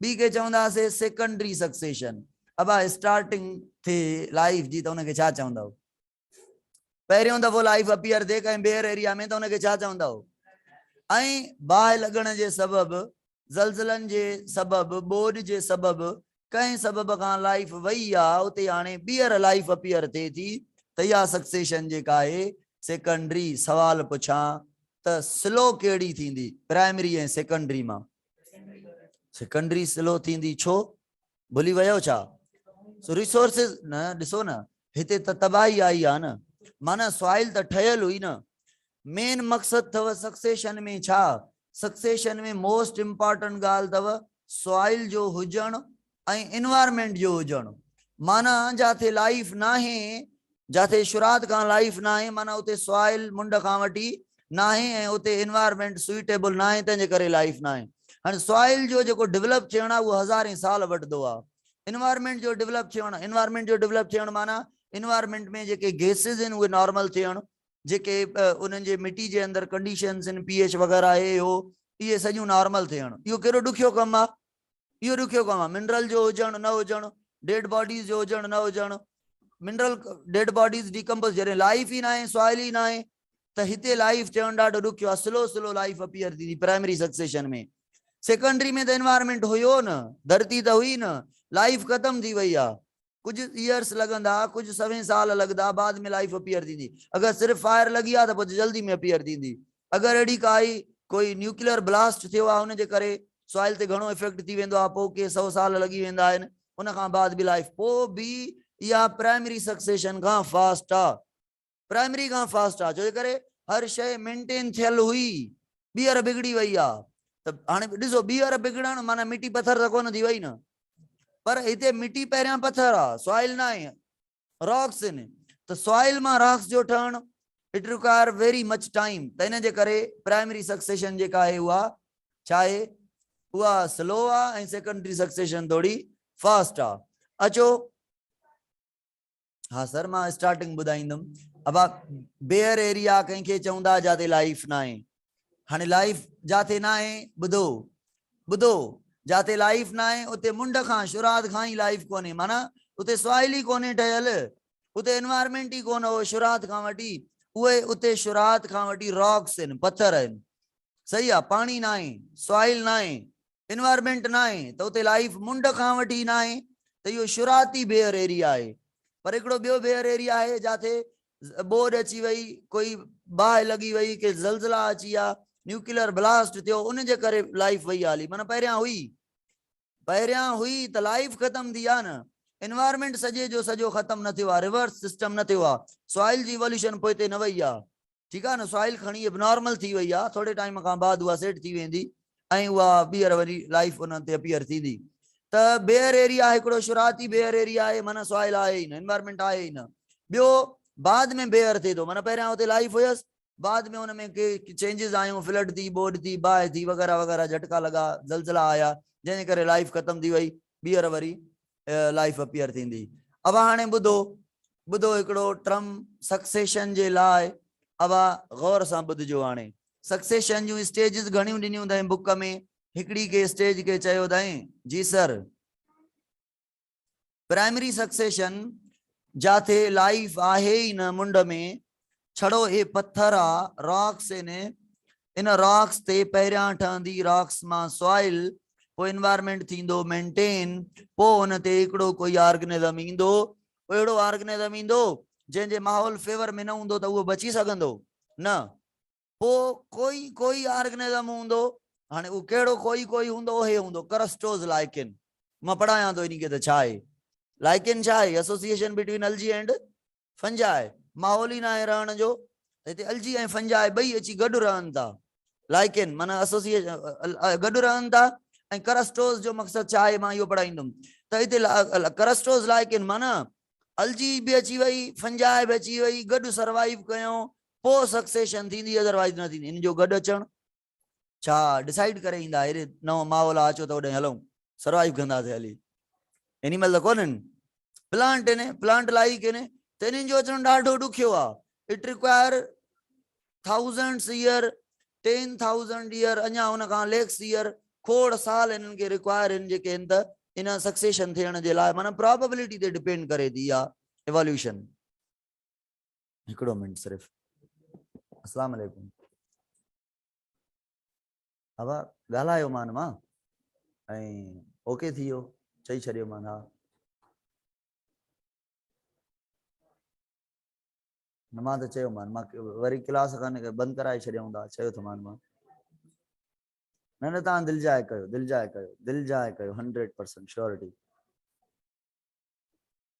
सर ओके थी वेंदो, ओके ओके थी वेंदो, दिलि जाए कयो तव्हां, दिलि जाए कयो तव्हां। ओके अचो मोटी अचो, अलाए किथे हुयासीं। हा प्राइमरी सक्सेशन कंहिंखे चयोसीं? अहिड़ी सक्सेशन जंहिंमें रॉक्स मां सॉइल ठहे, एनवायरमेंट फेवर में थिए, हाणे लाइफ अचण जहिड़ो थी वञे ऐं उहा लाइफ अचे जंहिंजे फेवर में हुजे, पोइ हुते लाइफ अपीयर थींदी। माना हिते प्रोबेबिलिटी आहे, ॾाढो ॾुखियो कमु आहे, हिन में घणा साल लॻंदा त पोइ लाइफ हिते अपीयर थींदी। ॾिसो त कीअं लाइफ अपीयर थिए थी प्राइमरी सक्सेशन में। सेकेंडरी सक्सेशन में माहौल माहौल जेको आहे उहो बिगड़ी वियो आहे, बाहि लॻण जे करे लाइफ सड़ी वई आहे, बोर्ड अचण जे करे जेके आहिनि लाइफ प्लांट वग़ैरह हे हो लुड़ी ख़तम थी विया आहिनि। वॾी बोर्ड हुजे ईअं न, थोरी बोर्ड हुजे जेका धरती तां घुमंदी वञे, बूटा बीठा हुजनि। इहा इहा न, इहा छा कंदी? इहा सक्सेशन खे ख़तम कंदी? अहिड़ी तबाही हुजे जेका ईअं माहौल सॼे खे ईअं उॾारे वञे। सही आहे न, सॼे माहौल खे उॾारे वञे, पोइ ते लाइफ ज़ीरो थी वेंदी। जॾहिं लाइफ ज़ीरो थी वञे पोइ चवंदासीं इहो बेयर एरिया थी वियो, बेयर एरिया में हाणे कुझु सालनि खां बाद, कुझु टाइम खां बाद ॿीहर लाइफ अचे थी त हुनखे सेकेंडरी सक्सेशन चवंदासीं। अचो सक्सेशन जो ॿुधो बाबा, सक्सेशन जो ॿुधो। स्टेजिस बुक में कहिड़ियूं लिखियनि आहिनि? करस्टोज लाइकेन पहिरीं स्टेज आहे फोलिएज या फोलिएज। हाँ ठीक है, फोलिएज फोलियोज माना हुन मां वरतो वियो आहे। मॉस माना ब्रायोफाइट, समझो था? ऐं हर्ब माना हर्ब, समझो था? न न पढ़ी न वियासीं, मां ये ॿुधायां थो डिटेल में ॻाल्हियूं, मां सिर्फ़ स्टेजिस जा नेम लिखां थो। एॾो त शॉर्टकट न कयो न छोकिरियूं। हा बाबा, शर्ब काउं थी वई चौथो नंबर, ऐं पंजे नंबर ते जेको आहे त क्लाइमेक्स। अबा ॿुधो, क्लाइमेक्स खे ॿुधो, अॻ में लास्ट में, अॻ में आख़िरी पॉइंट खे ॿुधऊं त पोइ शुरात खां खणी अचऊं था मथे, चोटी ते पहुचायूंसि था। क्लाइमेक्स खां पोइ फॉरेस्ट तव्हां चई सघो था। ॿुधो हाणे, क्लाइमेक्स स्टेज उहा स्टेज आहे छोकिरियूं,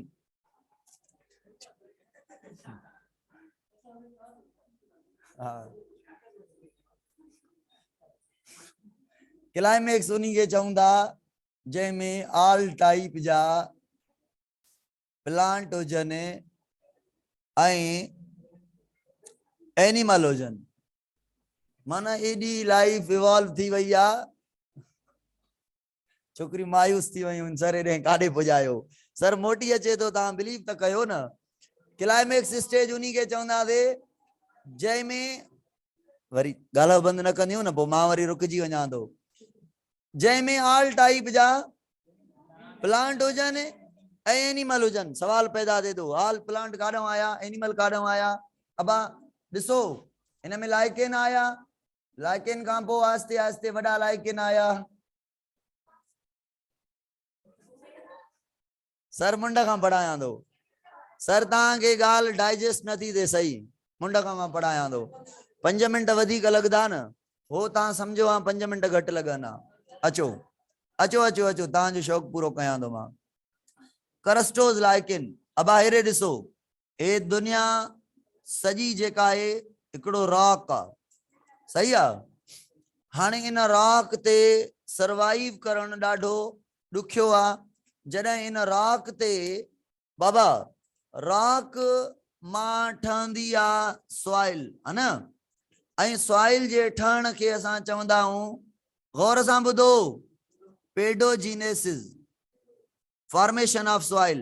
सॉइल जी इवोल्यूशन के सॉइल जी formation from the rock is called pedogenesis. सही आहे, जंहिंजे करे पेडोलॉजी चवंदा आहियूं, स्टडी ऑफ सॉइल या एडाफोलॉजी, स्टडी ऑफ सॉइल।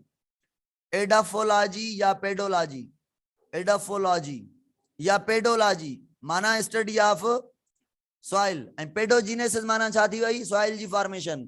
हाणे सॉइल जी फॉर्मेशन कीअं थींदी गौर सां ॿुधो कचहरी प्रोग्राम बंदि छा थिए इन्हनि जी विदरिंग थी ब्रेकिंग थी कंहिंजी विदरिंग थिए रॉक्स जी अब हाणे रॉक्स जी विदरिंग ब्रेकिंग कीअं थींदी ॿ शयूं थींदियूं मेनली हिकु केमिकल विदरिंग थींदी सही आहे केमिकल विदरिंग थींदी ऐं ॿी मैकेनिकल विदरिंग थींदी मैकेनिकल विदरिंग थींदी ॿ क़िस्म जी विदरिंग माना ब्रेक थियणु टुटणु रॉक्स जो मिट्टी में कन्वर्ट थियणु हाणे केमिकल विदरिंग ऐं मैकेनिकल विदरिंग ॿियो टेम्परेचर जे करे बि आहे उहा ॿुधायां थो थर्मल विदरिंग केमिकल विदरिंग बाबा कुछ केमिकल्स आहिनि जेके पत्थर खे ॻारनि था सही आहे केमिकल पीएच छा उतां जी उनजे करे पत्थर थोरो थोरो थोरो थोरो ॻरे थो मैकेनिकल विदरिंग कोई धक लगे तो का शे किरे थी का शे कोई मूव करे तो का शे अहिड़ो को प्रेशर आहे जंहिंजे करे रॉक्स विदरिंग थियनि था कोई एनिमल घुमे तो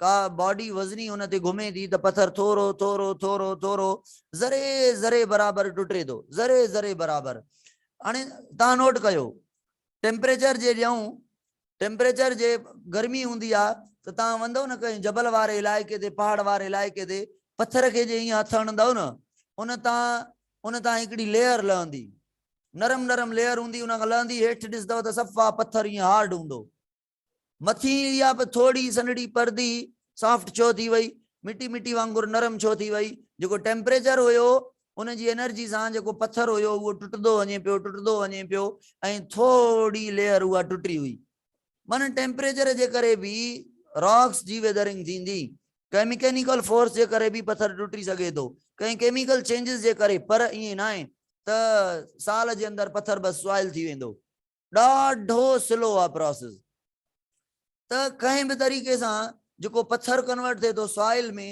इन सॉइल जी फॉर्मेशन खे पेडोजिनेसिस चऊं था ऐं सॉइल ठही वई सपोज कयो हे सनड़ो जेको लेयर आहे उहो पत्थर जे मथां छाजो ठहियो आहे इहो सॉइल जो ठहियो आहे बाक़ी सॼो हेठि पत्थर आहे सॼो सिर्फ़ सरफेस ते पत्थर सॉफ्ट थी टुटी करे ब्रेक थी वियो आहे जंहिंखे असां सॉइल चऊं था सॉइल जा तव्हां टाइप पढ़ंदव हिकु सॉइल खे चवंदव ग्रेविल ॻाढ़ी वारी ॿी सॉइल खे चवंदव सेंड कारी वारी हे लेस में लेस डेवलप्ड सॉइल आहे एॾी भली न आहे छो करे पार्टिकल अञा वॾा आहिनि बयाबान बरपट में इहा सॉइल हूंदी आहे उन खां थोरी नंढी सेंड कारी वारी आहे उन खां हेठि ईंदव त सॉइल खे चवंदव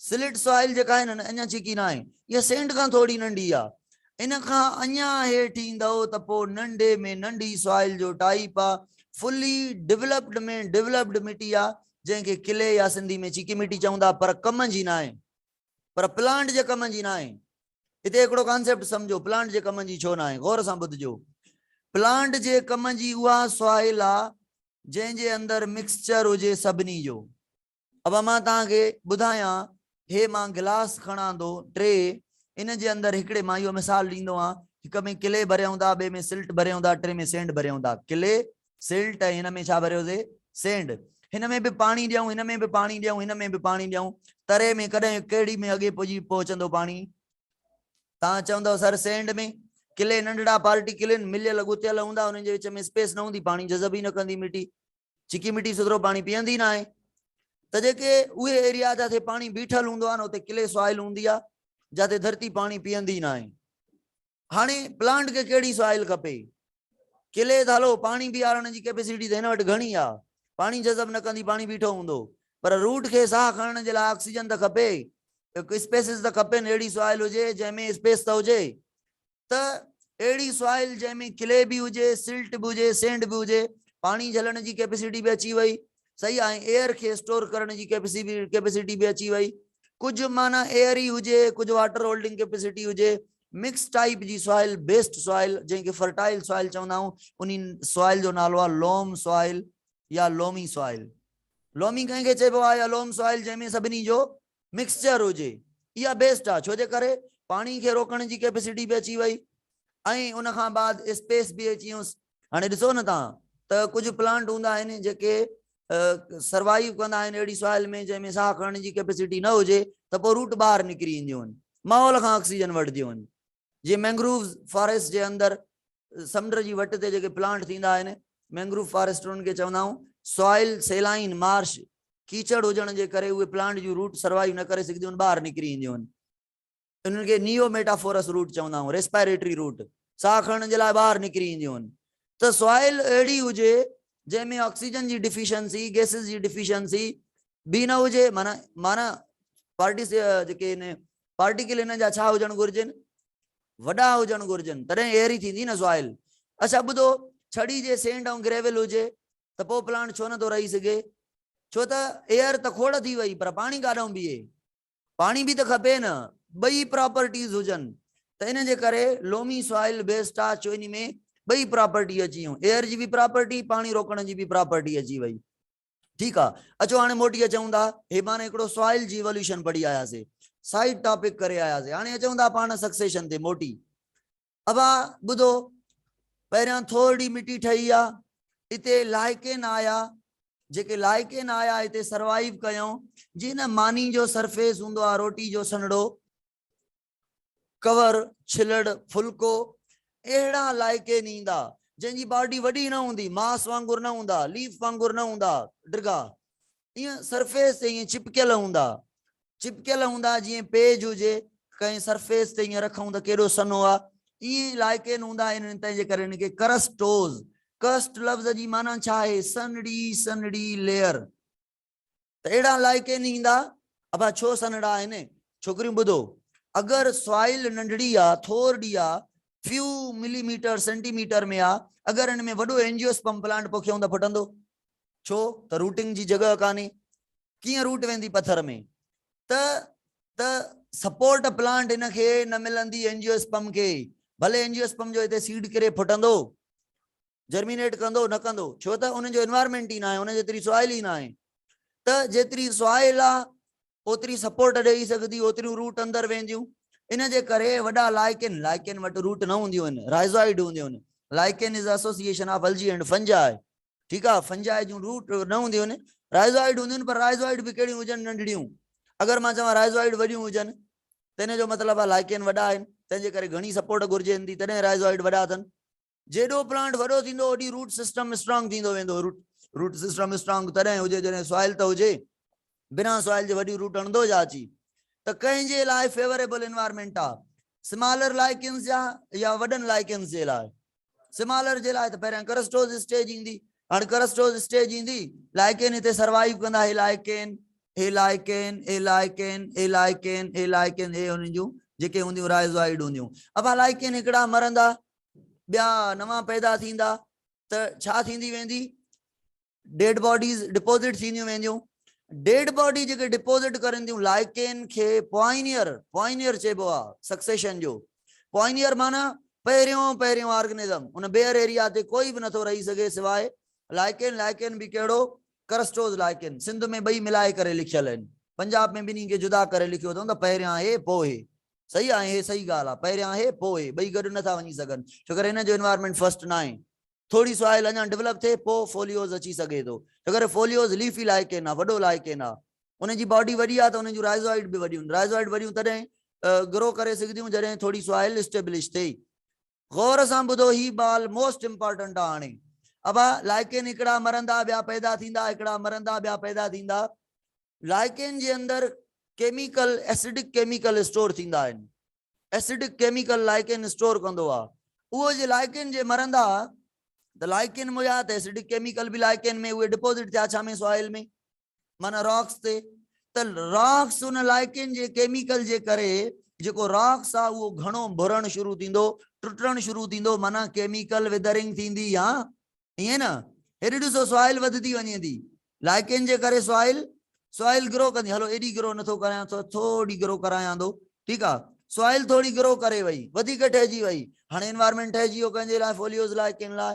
खुदा न ख़ास्ता अगरि हिननि जा स्पोर या हिननि जी को पार्टी कोई अहिड़ी शइ हिननि जी अची वई त हाणे जेके फोलियोज लाइकेन हूंदा, जेके मां ग्रीन मार्कर सां ठाहियां थो, फोलियोज लाइकेन जेका थोड़े मांस वांगुरु लाइकेन हूंदा, उहे अची सर्वाइव कंदा। ऐं फोलियोज लाइकेन में छा हूंदो, हलो फोलियोज खे ब्लू सां कयूं था, सॉइल जेका आहे ग्रीन मार्कर सां सॉइल ठाही आहे, हे फोलियोज लाइकेन थी आहे। हिननि जे अंदरि राइज़ॉइड जेके हूंदियूं वॾियूं हूंदियूं, हाणे इहे रहण जहिड़ा आहिनि। अगेन इहे बि छा कंदा, के मरंदा, compete कंदा हाणे एनवायरमेंट कंहिंजे लाइ फेवर थी वियो फोलियोस जे लाइ फोलियोस डोमिनेंट थी वेंदा छो फ्रक्टोज मरण शुरू कंदा छो छो त जेका राइज़ोइड इन्हनि जूं वॾियूं आहिनि सॼी एब्जॉर्प्शन इहे कंदियूं वेंदियूं त कॉम्पिटिशन में कम्पीट करे वेंदो फोलियोस लाइ कंहिंखां फ्रक्टोज सिंपल आहे हो जेको आहे त घणियूं राइज़ोइड अथसि एडवांस सिस्टम अथसि त सॼी एब्जॉर्प्शन उहे बि रहंदा फ्रक्टोज बि पर स्लो स्लो स्लो स्लो उन्हनि जो नंबर घटिबो वेंदो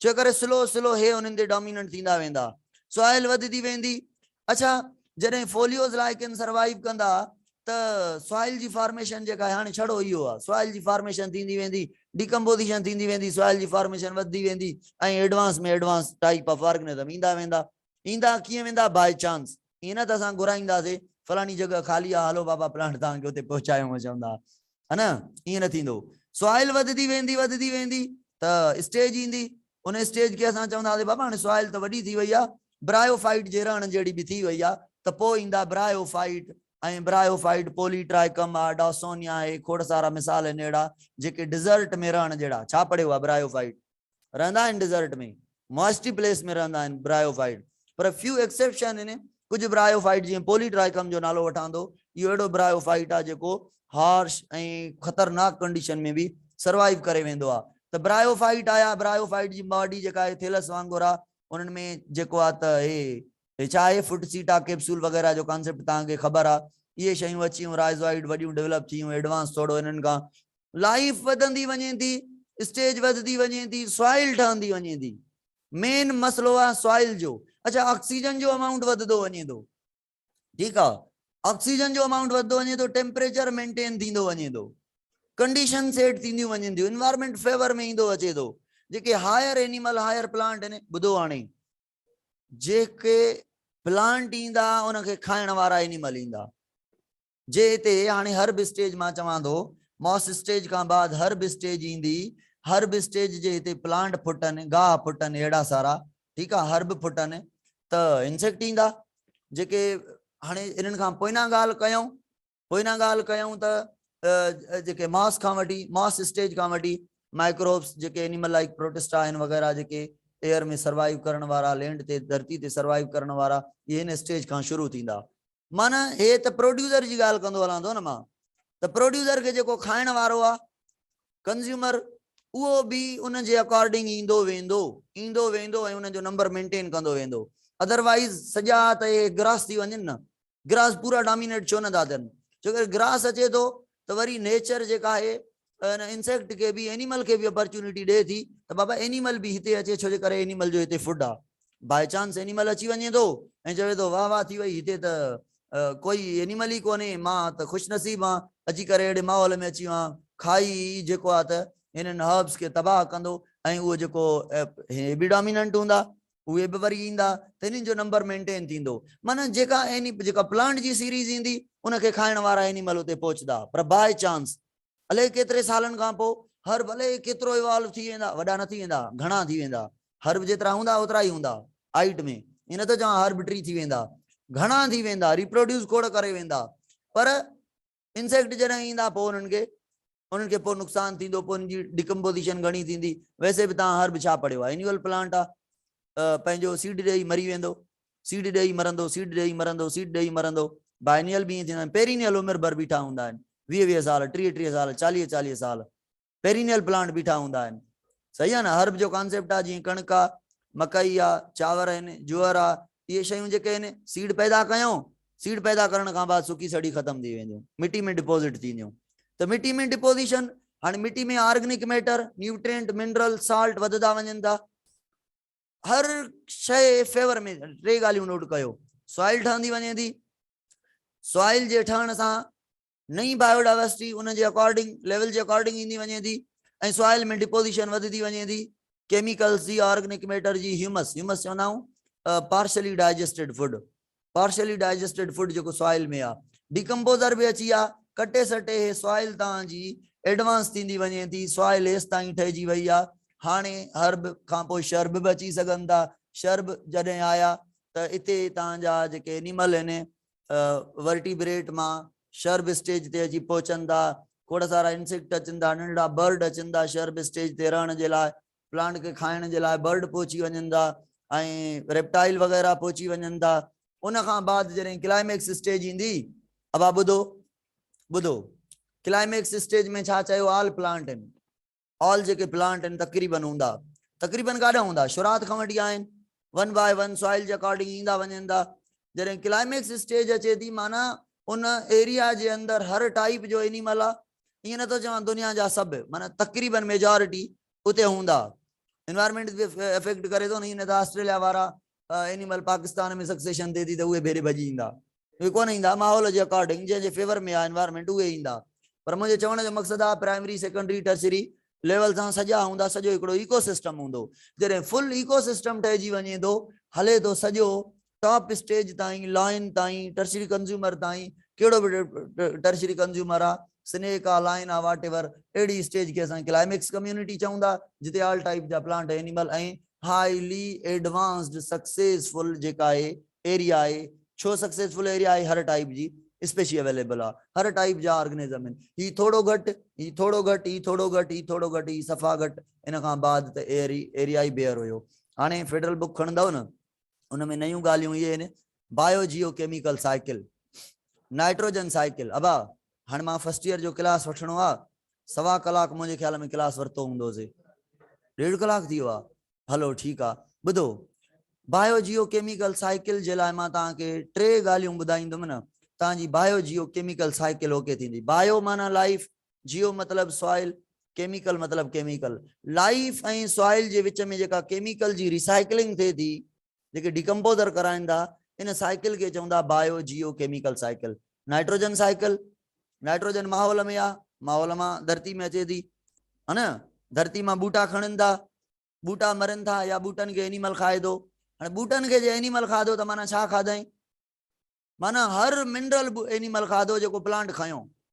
अबा बूटे खया मिनरल काथां, सॉइल मां, नाइट्रोजन, पोटेशियम, कैल्शियम, हर शइ खाए, ऑक्सीजन, कार्बन, नाइट्रोजन, हर शइ। हाँ एनिमल खाधो प्लांट के, माना हर शइ सॉइल वारी एनिमल के मिली, पर डायरेक्ट फ्रॉम द सॉइल न, थ्रो द प्लांट। हलो एनिमल ऐं प्लांट करें त मरंदा, जॾहिं मरंदा, हाँ पानी पी यार, जॾहिं मरंदा त काॾे वेंदो कमु, काॾे वेंदो कमु, केरु कंदो? बस समझी वियो, साइकिल समझी वियो तव्हां। ॿुधो हाणे, हा हे नाइट्रोजन आहे सर, सर ॾिसजो बिल्कुलु तव्हां समझी वियो। नाइट्रोजन आई, लाइटनिंग थी, खिवणियूं गाज, बरसात थी, अहिड़ी कंडीशन में जेके स्ट्रॉम्स पढ़ो था न, थंडर स्ट्रॉम, जेके टकराव थींदा आहिनि सितारनि जा, उन्हनि जे विच में गजगोड़ खिवड़ थींदी आहे, वॾो आवाज़ थींदो आहे, लाइटनिंग थींदी आहे। इन जे दौरान नाइट्रोजन बरसात सां पाणी सां गॾोगॾु नाइट्रोजन ईंदी आहे काथे, धरती ते। अब ॿुधायो हे नाइट्रोजन कम जी आहे, ट्रिपल बॉन्ड अथसि नाइट्रोजन ऐं नाइट्रोजन जे विच में, इनर्ट नाइट्रोजन आहे, कोई बि हिनखे इस्तेमालु नथो करे सघे सवाइ साइनो बैक्टीरिया जे। यादि अथव साइनो बैक्टीरिया जेका आहे त यूज़ कंदी आहे हिनखे, कहिड़े पार्ट जे ज़रिए, कहिड़ो पार्ट हूंदो अथसि, हेट्रोसिस्ट, हेट्रोसिस्ट थुलो मोटो पार्ट, रटो लॻायो न पक्को। हलो बहरहाल कोई इन नाइट्रोजन के यूज़ नथो करे सघे, इन नाइट्रोजन के छा चवंदा, इनर्ट नाइट्रोजन। इनर्ट माना जेका कंहिंजे यूज़ में न हुजे, कोई जंहिंखे यूज़ न करे सघे, ॾाढी ॾुखी नाइट्रोजन आहे, स्टेबल नाइट्रोजन आहे, पर माहौल जे अंदरि इहा प्रेज़ेंट आहे। केतिरी प्रेज़ेंट आहे छोकिरियूं, 78% प्रेज़ेंट आहे। अदा पाणी खे हिते रख, पाणी खे हिते रख, पाणी खे हिते रख। अचो बाबा ॿुधो हाणे, नाइट्रोजन आई, हे बूटो बीठो आहे, छोकिरियूं ॾिसो, हे बूटो बीठो आहे, हे नाइट्रोजन खणी सघे थो, नथो खणी सघे, जेसि ताईं इन नाइट्रोजन के कन्वर्ट न कयो वञे। कन्वर्ट केरु कंदो, नाइट्रोजन फिक्सिंग बैक्टीरिया, पढ़िया अथव, nitrogen fixing bacteria, nitrogen fixing bacteria process के नाइट्रोजन फिक्सेशन चवंदासीं, जेके इनर्ट नाइट्रोजन के कन्वर्ट करे प्लांट के ॾींदा। कन्वर्ट कहिड़े, एक्टिव फॉर्म में। एक्टिव फॉर्म कहिड़ो आहे मां तव्हांखे ॿुधायां थो। त पहिरियों थी वियो, हा नाइट्रेट, नाइट्राइट, ठीकु आहे, अमोनियम आयन जे फॉर्म में बि खणंदा आहिनि बूटा। अब नाइट्रोजन फिक्सिंग बैक्टीरिया में मिसाल अथव राइजेबियम, राइजेबियम हिकिड़ी क्लस्ट्रेडियम, ये पंज ये ने जेके बैक्टीरिया आहिनि जेके नाइट्रोजन फिक्सिंग कंदियूं आहिनि। अच्छा अगरि ॿियो ॿुधो, हिकिड़ी डेड बॉडी पई आहे गर्ल्स बॉइज़, डेड बॉडी के जे डिकम्पोज कयूं त डिकम्पोज करण मां डेड बॉडी मां नाइट्रोजन जेका आहे अमोनिया में कन्वर्ट थींदी, अमोनिया में अब डेड बॉडी के डिकम्पोज कयूं था माना प्रोटीन के टोड़े था, माना अमाइनो एसिड के टोड़े था, माना अमाइनो ग्रुप डीएमिनेशन कयूं था त छा ठहंदी अमोनिया। त अमोनिया जे ठहण जे प्रोसेस के चवंदा आहियूं अमोनिफिकेशन, अमोनिफिकेशन। हाणे हिते डेड बॉडी पई हुई, हे प्लांट मरी वियो या हिन प्लांट के जंहिं एनिमल खाधो उहो एनिमल मरी वियो त कटे सटे मां चवां थो हे बॉडी कहिड़ी पई आहे डेड, कंहिंजी आहे या प्लांट जी या एनिमल जी, इन में नाइट्रोजन हूंदी डेड बॉडी में। डेड बॉडी के डिकम्पोजर टोड़े करे छा में कन्वर्ट कयो ॿियो त हले छा छा ठहियो पर अमोनिया ठही, प्रोसेस के छा चयोसीं अमोनिफिकेशन। अमोनिया के कन्वर्ट कयो वेंदो NO2 में, पोइ NO3 में, नाइट्राइट में, पोइ नाइट्रेट में। Nitrate NO3 is an active, most active form of nitrogen that is absorbed by the plant very easily, very fastly. हाणे इहो कंहिं कयो ॾिसो हेसि ताईं पढ़िया आहियूं डेड बॉडी मां अमोनिया जो ठहण अमोनिफिकेशन आहे। अमोनिया मां नाइट्रेट जो ठहण ॿ स्टेप में थिए थो, अमोनिया कन्वर्ट थिए थी नाइट्राइट में, नाइट्राइट कन्वर्ट थिए थो नाइट्रेट में। This process is called nitrification. नाइट्री पर उबतो थे कम हीअं डीनाइट्रीफिकेशन चवां मां, डीनाइट्रीफिकेशन माना ठहियल ठुकियल नाइट्रोजन ओ हिन फॉर्म में वञे, कहिड़े फॉर्म में, सॉरी ओ हिन फॉर्म में नाइट्रोजन कन्वर्ट थी वञे, हीअ कन्वर्ट थे या ही कन्वर्ट थे या ही कन्वर्ट थे, यूजलेस नाइट्रोजन में कन्वर्ट थे। अहिड़ा भी बैक्टीरिया हूंदा आहिनि एरोबिक बैक्टीरिया। कहिड़ा बैक्टीरिया एरोबिक बैक्टीरिया हूंदा आहिनि जेके असांजो ॾाढो नुक़सान कंदा आहिनि, जेके डीनाइट्रीफाइंग बैक्टीरिया चवंदा आहियूं। डीनाइट्रीफिकेशन जेके कंदा उन्हनि खे डीनाइट्रीफाइंग बैक्टीरिया चवंदा। छा कंदा आहिनि नाइट्रोजन के खणी करे NO2 खे इन जी ऑक्सीजन इस्तेमाल कंदा, ऑक्सीजन इस्तेमाल कंदा त N2 ठहिजी वेंदी। नाइट्रोजन नाइट्रोजन ऑक्सीजन खसींदसि N2 N सां मिली करे N2 ठही करे एवापोरेट थी वेंदी। त डीनाइट्रीफिकेशन जो मतलब नुक़सान आहे असांखे, फ़ाइदो बि आहे, माहौल खे त मेंटेन करणो आहे न। त डीनाइट्रीफिकेशन पोइ ते 78% मेंटेन थिए, जेका आई हुई उहा मेंटेन थिए, इहा मेंटेन ई रहे। त हे थियो नाइट्रोजन जो हेठि अचणु, उन खां पोइ नाइट्रोजन जी फिक्सेशन थियणु, एनिमल मयो प्लांट मयो डेड बॉडी मां अमोनिफिकेशन थी।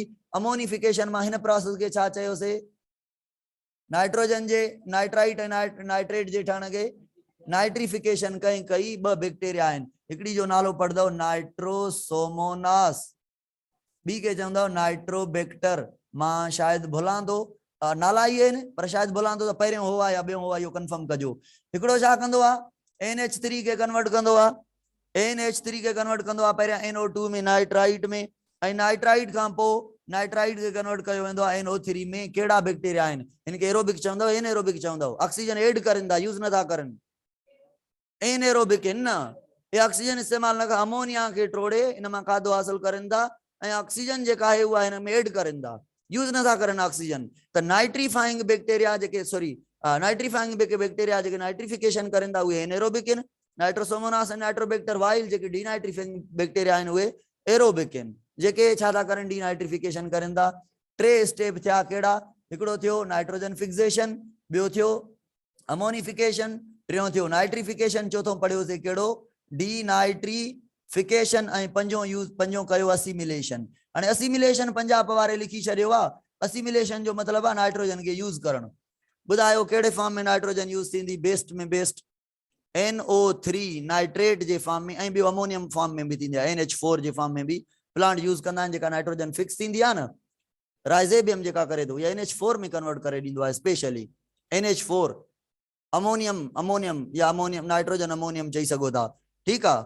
अब एसि ताईं खोड़ आहे। हिकिड़ो टॉपिक फेडरल मां तव्हांजो रहिजी वियो, कहिड़ो रिन्यूएबल ऐं नॉन रिन्यूएबल रिसोर्सिस, इहे तव्हां पढ़ो। रिन्यूएबल जेके ॿीहर यूज़ थियनि फिजिक्स में पढ़ंदा हो, नॉन रिन्यूएबल जेके यूज़ थियनि त ॿीहर साॻे फॉर्म में न अचनि। फोसिल छा आहिनि, फोसिल जे हिकु जे करे डिकम्पोज थी आहे ॿीहर साॻे फॉर्म में ईंदा, त फोसिल जेका एनर्जी आहे फोसिल मां मिले थी या रिन्यूएबल आहे। हवा रिन्यूएबल आहे नॉन रिन्यूएबल आहे, हवा कार्बन डाइऑक्साइड अचे थी वरी ठहे थी, ऑक्सीजन अचे थी वरी ठहे थी, त हवा जेका आहे टेम्परेचर जेको आहे एनवायरमेंटल फैक्टर जेके आहिनि उहे रिन्यूएबल आहिनि, है न। लाइफ रिन्यूएबल अथव, लाइफ लिविंग ऑर्गेनिज्म असां रिन्यूएबल आहियूं। कीअं रिन्यूएबल आहियूं, असां ठहियासीं कंहिं मां ठहियासीं, छा जा ठहियल आहियूं, मिनरल्स जा, जनरली बायोकेमिकल जा। असांजा मिनरल मिट्टी में, मिट्टी मां वरी प्लांट पैदा थिए थो, लाइफ पैदा थिए थी, एनिमल पैदा थियनि था। त लाइफ खे बायोलॉजिकली रिन्यूएबल, असां त पंहिंजो मौत मरी था वञूं, असां जहिड़ो व्यवहार कंदा असां पैदा न थींदासीं, पर असांजे केमिकल्स मां बि लाइफ पैदा थींदी। इन बिहाफ ते लाइफ के, फॉरेस्ट के, प्लांट के, एनिमल के, पूरी बायोडाइवर्सिटी के बायोलॉजी जे अकॉर्डिंग रिन्यूएबल चइबो आहे। अबा इट्स ऑल अबाउट इकोलॉजी। हलो सुभाणे पाण पढ़दासीं बायोटेक्नोलॉजी। सर मार्कर चेंज कयो, ज़ाहिर नथो थिए, आखिर में छो थी चवें कशिश बत्रा, हाणे खत्म आहे सर।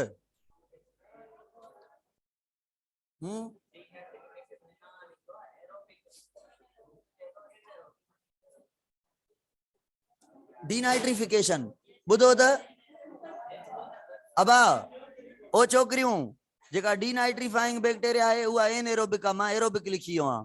होरे त ॾिसो उहो छा थो चवे, न न होरे नाइट्रोसोमोनास ऐं नाइट्रोबैक्टर छा थो चए उहे, न न उहे एनएरोबिक आहिनि, उहे एनएरोबिक आहिनि, हे मां ग़लति लिखियो तमाम। ओ काॾे वियो, डीनाइट्रीफाइंग बैक्टीरिया चेंज कयांसि छा, हिनखे एनएरोबिक करे छॾियो।